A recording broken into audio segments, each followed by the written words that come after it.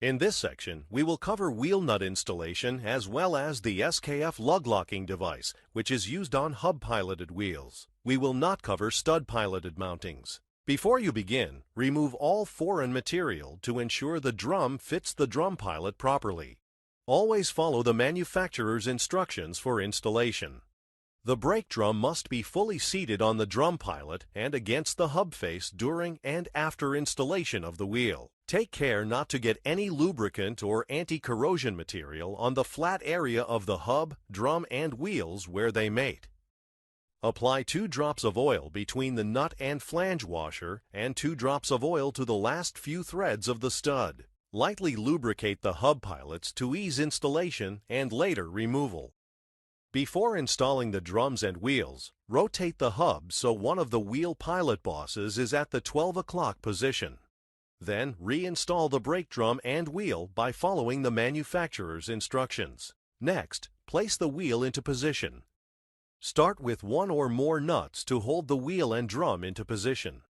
Snug the top nut first by applying 50 foot-pounds of torque. Install the remaining nuts using the sequence shown for 10 and 8 stud configurations to 50 foot-pounds.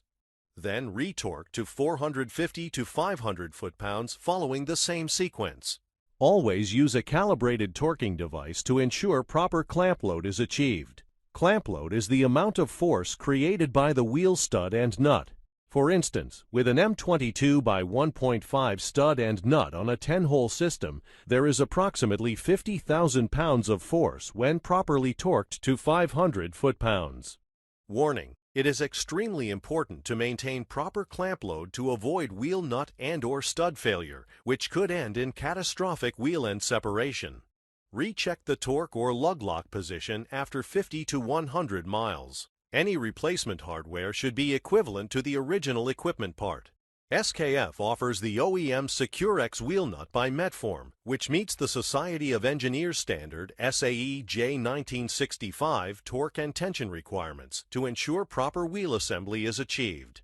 Maintaining proper clamp load is not only important to safety and component life, it is also important to managing the total cost of vehicle operation. Increased tire wear from loosened wheel nuts impacts fuel consumption. Again, if a wheel nut is not properly clamped, catastrophic wheel end loss can occur. A wheel end that has proper clamp load will benefit from optimized component life, including the tires. SKF offers lug locks that provide an alert when a nut is loosened so that further inspection and retorquing can be done at the time of occurrence rather than the next scheduled retorque.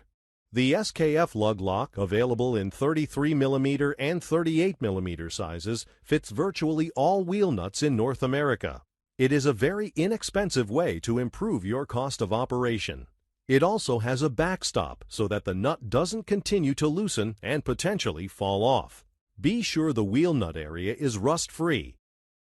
Then, push the first lug lock onto the edge of the wheel nut in the 12 o'clock position. The SKF lug locks will follow the curve of the entire circle of the rim.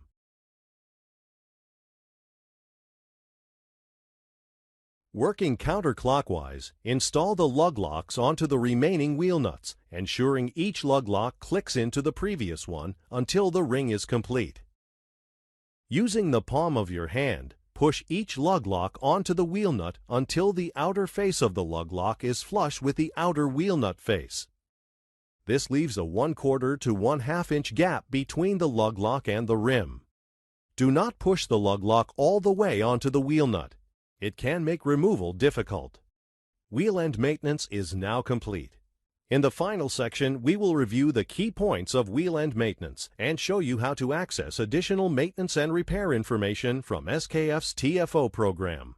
But first, let's test your knowledge on this section by taking this short quiz.